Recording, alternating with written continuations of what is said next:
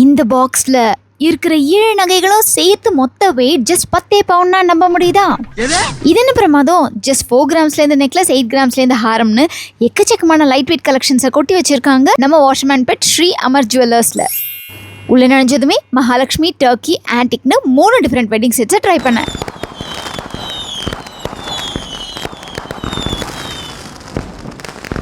இவங்க 1/2 கிராம்லேருந்து இயரிங்ஸ் 2 கிராம்லேருந்து செயின்ஸ், பிரேஸ்லெட்ஸ் அண்ட் 1.5 பவுண்ட்லேருந்து தாலி செயின்ஸும் வச்சுருக்காங்க.